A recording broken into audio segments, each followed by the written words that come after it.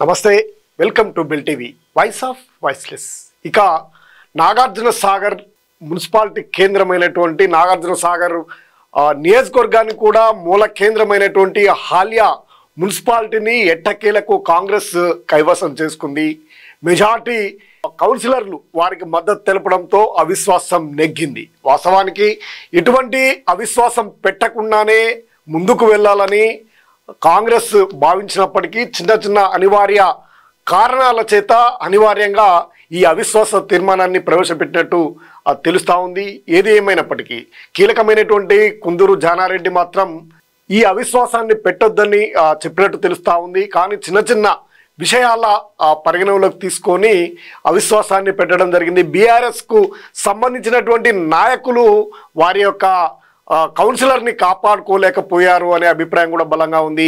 ఆయన బీఆర్ఎస్కు చెందినటువంటి ఇద్దరు కౌన్సిలర్లు కూడా కాంగ్రెస్ పార్టీకి అనివార్యంగా సపోర్టు చేయడంతో అవిశ్వాసం నెగ్గిందని చెప్పొచ్చు. ఇప్పుడు కీలకంగా వైస్ చైర్మన్ల ఎంపిక ఇప్పుడు కీలకంగా మారింది. ఇప్పుడు కాంగ్రెస్ పార్టీకి అదే జానారెడ్డికి కొత్తగా ఎమ్మెల్యేగా ఎంపికైనటువంటి జయవీరికి కూడా ఇది ఒక తలమానికగా మారే అవకాశం ఉంది. అది జనరల్ కేటగిరీ. ఇక్కడ ప్రధానంగా కాంగ్రెస్ పార్టీ నుండి కీలకమైనటువంటి నేతలు జనరల్ కావడంతో చింతల చంద్రారెడ్డి ఈయన కాంగ్రెస్ పార్టీకి ఫ్లోర్ లీడర్గా పనిచేస్తూ ఉన్నారు. ఇక మరో ఎడవెల్లి అనుపమ, ఈమె ఎడవెల్లి నరేందర్ యొక్క సతీమణి. ఇక ఎడవెల్లి విజేందర్ రెడ్డి బంధుత్వము అయి ఉండడము కొంత ప్రాధాన్యత అయితే నెలకొంది. ఇక కీలకంగా బీసీ సామాజిక వర్గానికి చెందినటువంటి గౌరీ సుధారాణి, రాజా రమేష్ యాదవ్ యొక్క ప్రాధాన్యతనే ఇప్పుడు కీలక అంశంగా మారింది. ఇప్పుడు ఎవరికి మున్సిపాలిటీ పీఠాన్ని కట్టబెట్టాలనే అంశంపై ఇప్పుడు కాంగ్రెస్ పార్టీ నిర్ణయము ఎంతో కీలకంగా మారే అవకాశం ఉంది. ప్రధానంగా ఇక హాలియా మార్కెట్ కూడా జనరల్ కావడం, ఇప్పుడు యాదవ సామాజిక వర్గానికి సంబంధించినటువంటి వారికి తప్పకుండా ప్రాధాన్యత ఇవ్వాల్సినటువంటి అనివార్య పరిస్థితి కాంగ్రెస్ పార్టీకి ఏర్పడడంతో ఇప్పుడు జనరల్ అయినటువంటి 2 సీట్లను యాదవులకు ఇస్తారా లేదా అనేది ఇప్పుడు అందరి ఎదురు చూస్తున్నటువంటి కీలకమైనటువంటి అంశంగా పరిగణిస్తున్నారు రాజకీయవేత్తలంతా కూడా. 10 సంవత్సరాల నుండి అధికారానికి దూరమైనటువంటి కాంగ్రెస్ క్యాడరు ఈ అంశంపైనే ప్రధానమైనటువంటి చర్చ జరుగుతూ ఉంది. ఇక ప్రధానంగా చూసుకుంటే ఇక్కడ గౌనీ సుధారాణి భర్త అయినటువంటి రాజా రమేష్ కీలకంగా ఉన్నారు. కాంగ్రెస్ పార్టీకి వెన్నంటున్నారు. ఆయన యాదవ సామాజిక వర్గానికి సంబంధించినటువంటి వ్యక్తి. దాదాపు బాల్యం నుంచి ఇంటర్మీడియట్ దశ నుండి కూడా కాంగ్రెస్ పార్టీలో కొనసాగుతూ ఉన్నారు.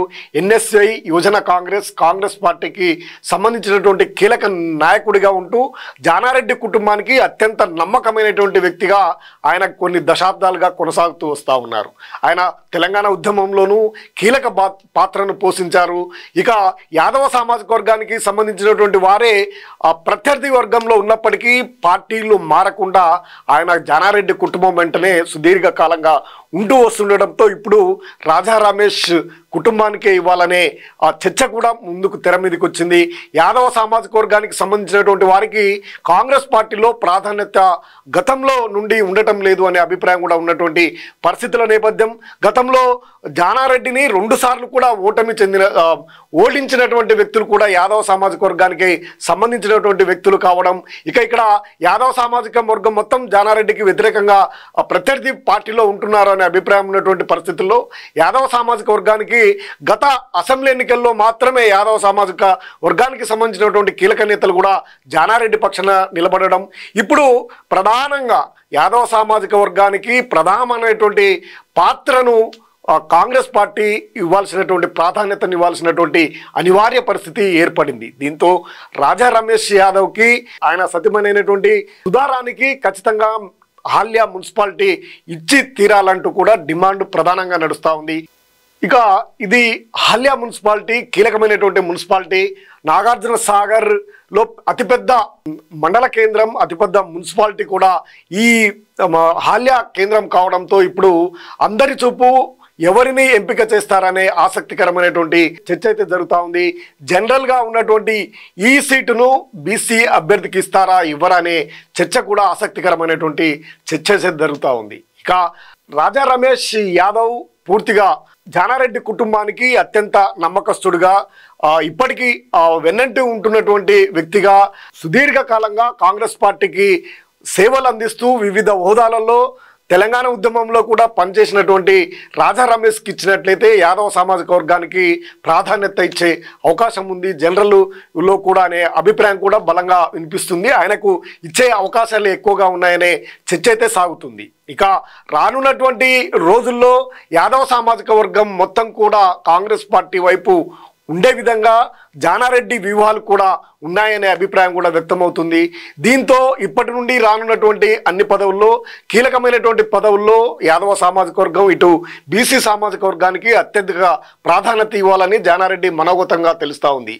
బీసీ సామాజిక వర్గంతో పాటు ఎస్టీ సామాజిక వర్గాన్ని కూడా వివిధ కేటగిరీల వారిగా వారికి ప్రాధాన్యతనిచ్చి నాగార్జున సాగర్ నియోజకవర్గానికి తన కుటుంబానికి ఎంతో అనుబంధాన్ని పెంచుకోవాలనే అభిప్రాయంతో జానారెడ్డి ఉన్నట్లు తెలుస్తూ ఉంది. ఈ సామాజిక సమీకరణలు ఎప్పుడు పరిశీలించేటువంటి జానారెడ్డి ఇప్పుడు కీలకమైనటువంటి హాలియా మున్సిపాలిటీలో ఎంపికని బట్టే ఆయన యొక్క మనోగతం ఏంటిదనేది అర్థమవుతుందనేదే ప్రధానమైనటువంటి చర్చ అయితే సాగుతుంది.